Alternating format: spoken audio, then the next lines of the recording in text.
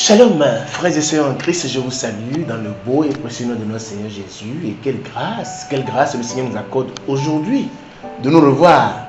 Ce jour est un nouveau jour et nous sommes reconnaissants au Seigneur pour sa faveur sur nous.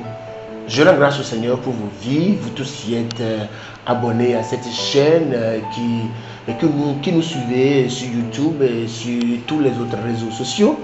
Entre-temps, quand on avait eu une coupure, beaucoup m'ont joint pour demander, mais pasteur, mais pourquoi est-ce qu'on n'a plus vos vidéos? Gloire à Dieu, parce que nous avons renoué il n'y a pas longtemps avec vous, on a renoué avec les enregistrements. Et puis, j'étais venu à vous l'autre jour. L'autre jour, j'étais venu à vous avec un thème et j'appelais comment comprendre le pardon selon l'administration de Dieu. Comment comprendre le pardon selon l'administration de Dieu. Et je me suis dit qu'il fallait que je vous amène dans les formes de pardon dont la Bible parle. Et on en a parlé, de trois types de pardon. Le pardon éternel, quand nous venons au Seigneur, le Seigneur nous pardonne et c'est une fois pour toutes. Il nous pardonne nos péchés parce que nous recevons le message, ce message qui est une bonne nouvelle. Nous acceptons cette œuvre que Christ a accomplie pour nous à la croix. C'est le premier pardon dont j'ai parlé dans la vidéo précédente. Alors le deuxième pardon était lié au pardon que nous annonçons aux autres. Ce n'est pas nous qui pardonnons. C'est le Seigneur qui pardonne et qui a pardonné à tout le monde entier. Donc, quand les gens viennent au Seigneur et nous sommes l'instrument que le Seigneur a utilisé pour amener quelqu'un au Seigneur, notre devoir, c'est de dire à la personne, tes péchés te sont pardonnés. Et nous avons vu une troisième forme de pardon, ce pardon qui est lié à notre relation avec le Seigneur, parce que en tant qu'enfant de Dieu, oui, nous sommes nés de nouveau, mais nous sommes toujours dans une relation avec le Seigneur et le Seigneur le sait, il nous arrive fréquemment de ne pas obéir au Seigneur, de sortir des rails, de sortir des couloirs, de fauter, de ne pas obéir au Seigneur. Le plus important, c'est de vite revenir au Seigneur. Et donc cette relation, au fait, quand j'ai dit, quand nous commettons des fautes envers le Seigneur, nous ne cessons pas d'être enfants de Dieu. Parce que le prix que Jésus a payé pour nous sauver est tellement grand que le pardon qu'il nous a accordé, c'est le pardon éternel qui ne sera pas annulé. Donc je ne suis pas de ceux, et la Bible n'est pas d'accord avec ceux qui pensent qu'on peut perdre le salut à moins que tu ne sois pas sauvé. Très important. Mais en tant qu'enfant de Dieu, quand tu fautes souvent, quand tu commets des travers, souvent quand tu désobéis souvent, ta relation avec Dieu va prendre des coups. Et quand tu n'es pas dans une bonne relation avec le Seigneur, ben écoute, tu es mal barré parce que tu n'auras pas de direction. Le Seigneur va te laisser faire parce que tu lui as désobéi. Alors je vais faire une prière. Je viens de faire un petit résumé de ce que nous avions, de ce de quoi nous avons parlé la vidéo précédente. Je vais faire une prière et aujourd'hui le Seigneur nous conduira. Seigneur, nous voulons reconnaître que c'est toi, le Seigneur, de tout ce que nous faisons ici. C'est déjà toi, notre Seigneur. Et cette œuvre, Seigneur, t'appartient. Cette œuvre n'est pas une œuvre des hommes.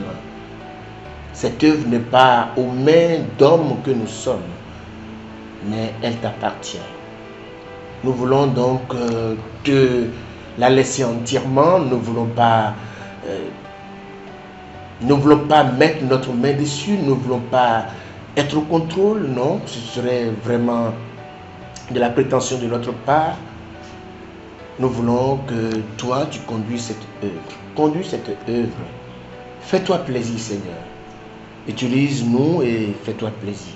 Utilise tous ceux qui sont derrière cette caméra. Fais-toi plaisir. C'est au nom puissant de notre Seigneur Jésus que nous avons prié. Amen. Alors, Alors qu'ils vous souviennent, et la régie va alors donc afficher le thème, le pardon selon l'administration de Dieu, selon le gouvernement de Dieu. Alors je vais lire une première écriture. Oui, aujourd'hui, au fait, c'est pas aujourd'hui. Toutes les fois quand nous venons au Seigneur, le Seigneur nous ouvre les yeux. Et aujourd'hui, le Seigneur va encore nous ouvrir les yeux parce que si le Seigneur ne nous ouvrait pas les yeux, mais nous sommes, c'est pas bien. Parce que sans la lumière, nous ne verrons pas la lumière. Alors, Matthieu 9. Matthieu 9. Je lis à partir du verset 1. Jésus monta dans une barque, traversa le lac et se rendit dans sa ville. Des personnes lui amenaient un paralysé, couché sur une civière.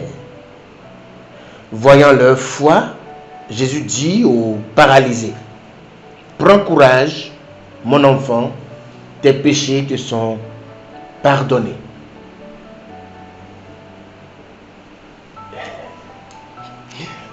Gloire à Dieu. Je lis le verset 3. Alors, quelques spécialistes de la loi se dirent entre eux-mêmes, « Cet homme blasphème. » Mais Jésus, connaissant leurs pensées, il dit, « Pourquoi avez-vous de mauvaises pensées en vous-même? En effet, qu'est-ce qui est le plus facile de dire, tes péchés te sont pardonnés? Ou lève-toi et marche, afin que vous sachiez que le Fils de l'homme a sur la terre le pouvoir de pardonner les péchés. Lève-toi, dit-il alors au paralysé, prends ta civière. » Dans une autre version, on dit, prends ton lit et retourne chez toi. L'homme se leva et rentra chez lui. Quand la foule vit cela, elle fut émerveillée et célébra la gloire de Dieu qui a donné un tel pouvoir aux hommes. J'avoue que beaucoup d'enfants de Dieu et beaucoup de lecteurs de la Bible n'ont pas compris ce qui s'est passé ici. Alors je suis en train de vous parler aujourd'hui du pardon selon le gouvernement de Dieu, selon l'administration de Dieu. Et je viens de vous lire cette histoire. Ce récit, quelqu'un était malade. Heureusement pour lui, il avait des amis. Et la Bible déclare que les amis ont tout fait.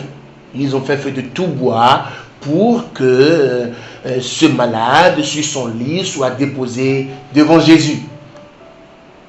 Et la Bible nous l'a stipulé que Jésus était vraiment émerveillé par la foi de ces gens, pas la foi du malade. Très important. La foi de ces personnes-là. Et non la foi du malade. Donc, le malade ici n'a pas prouvé, n'a pas exhibé une certaine foi, n'a pas fait montre de foi. C'est plutôt ceux qui l'ont amené à Jésus qui ont exercé une certaine foi. Maintenant, Jésus a finalement dit à ce malade, tes péchés te sont pardonnés.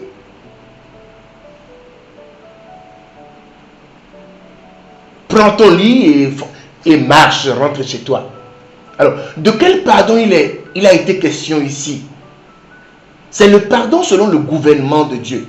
Cela veut dire quoi? Cela veut dire que ce malade, ce monsieur, était malade à cause de quelque chose qu'il avait fait. Donc la récompense normale de ce qu'il a fait était la maladie. Gloire à Dieu, très important.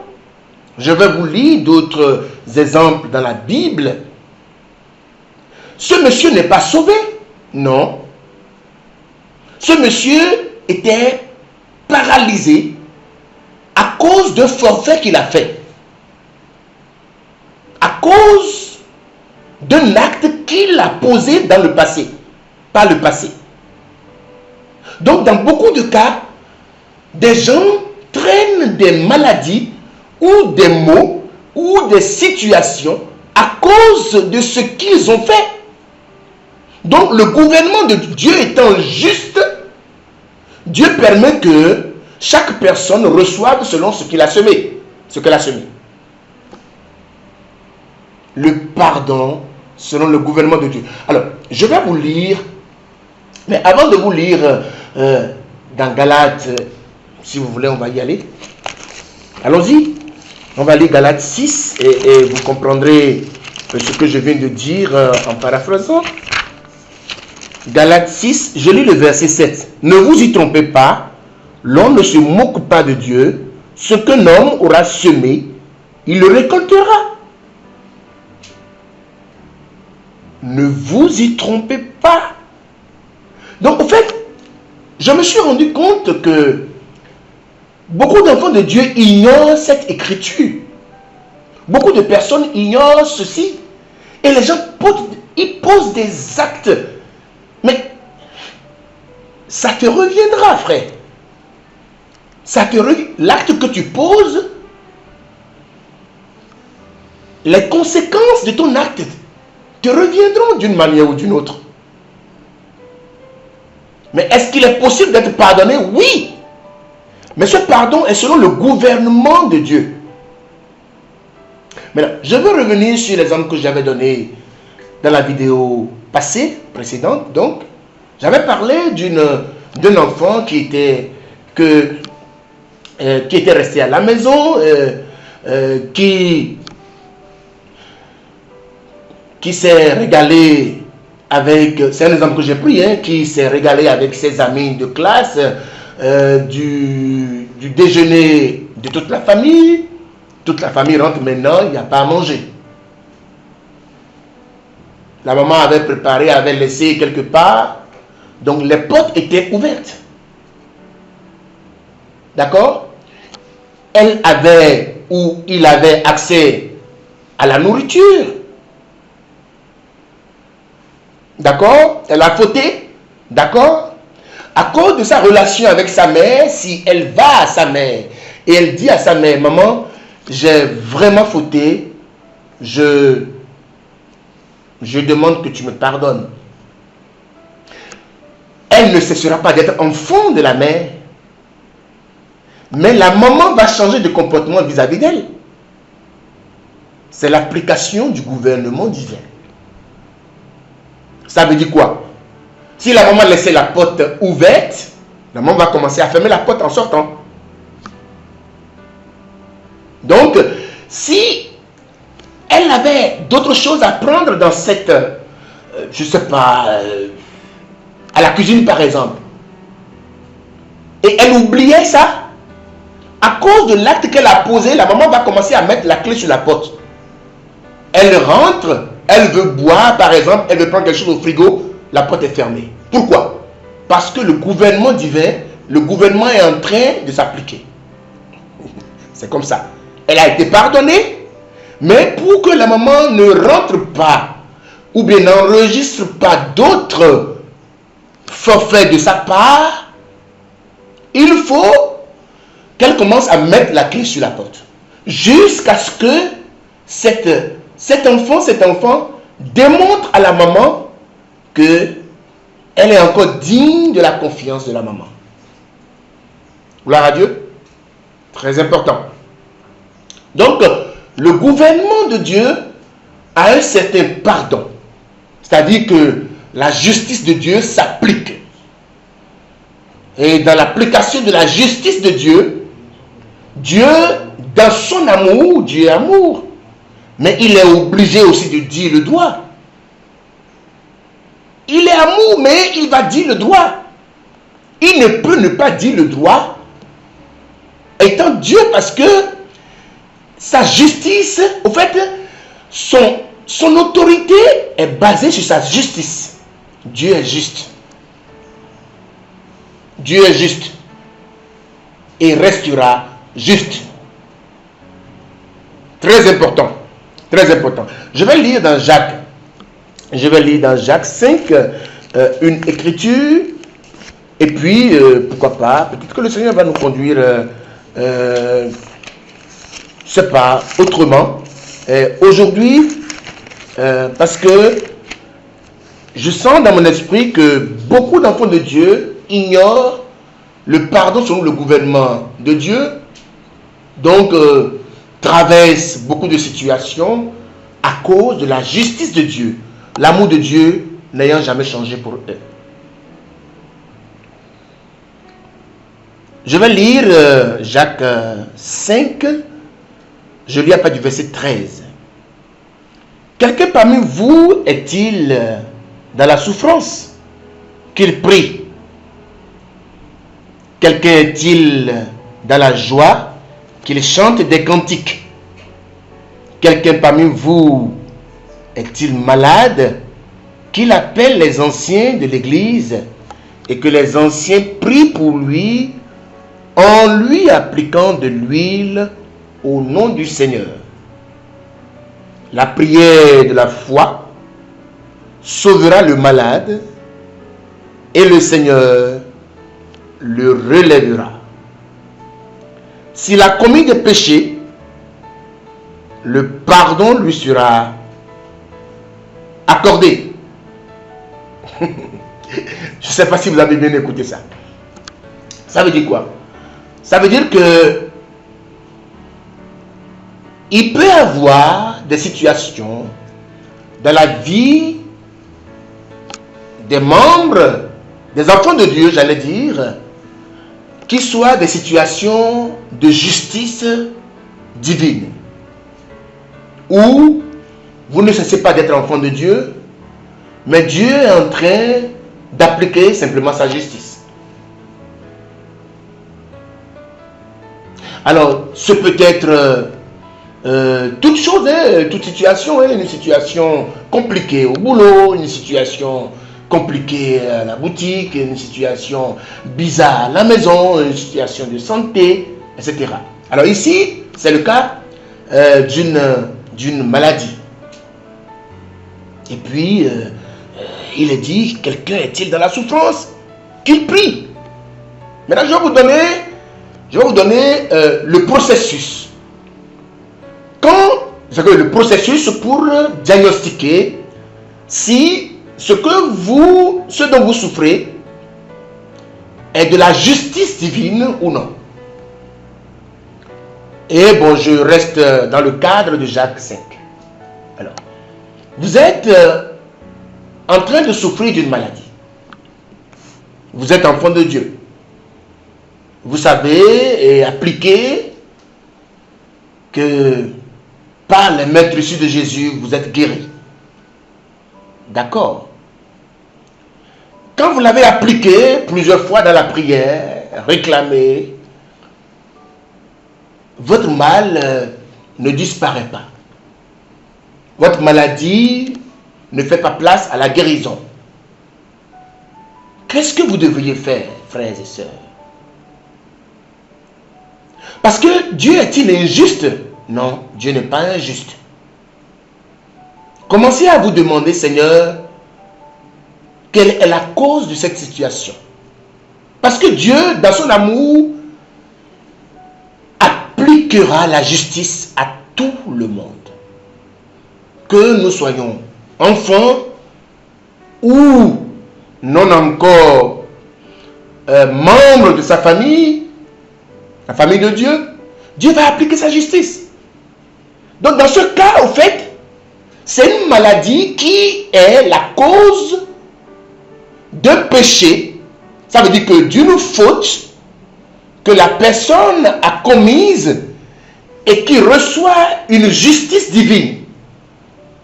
Parce qu'il est dit, finalement, qu'il aille voir les anciens de l'église et qu'on prie pour lui en loyant d'huile, et que s'il avait commis une faute, est-ce qu'il a cessé d'être enfant de Dieu? Non. Est-ce que Dieu l'a pardonné? Dieu lui a accordé le pardon éternel? Oui. mais sa situation est due à une application de la justice divine. Très important.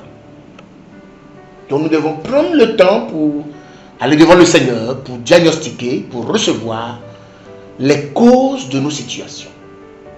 Voilà les 4 types de pardon dont je voulais vous parler. Le premier, c'est le pardon éternel.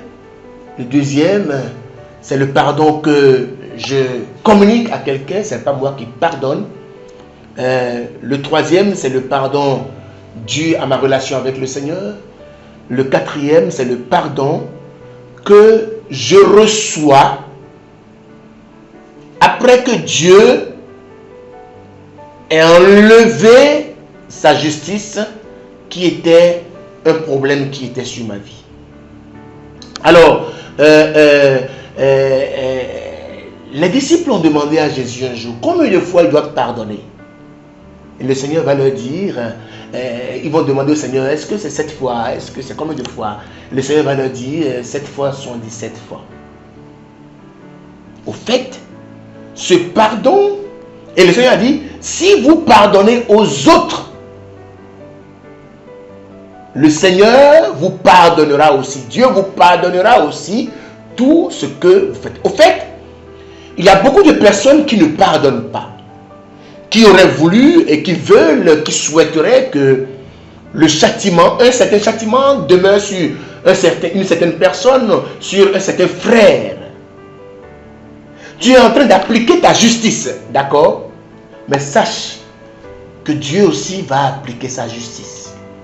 Si tu ne peux pas pardonner à quelqu'un pour ôter du dessus de lui un poids qui lui pèse, quand Dieu sera en train d'appliquer aussi sa justice, ça va être compliqué, frère.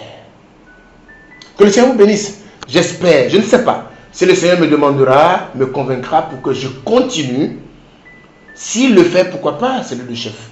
Ce n'est pas moi le chef. Et je n'ai même pas la prétention de devenir chef un jour, parce que c'est l'esprit de Lucifer. Quand on veut prendre la place de l'autre, je veux rester là où je suis. Et je suis à l'aise comme étant soumis à lui. Que le Seigneur vous bénisse. Partagez ces vidéos, ne les gardez pas. Ne les gardez pas. Partagez les liens, envoyez à un frère.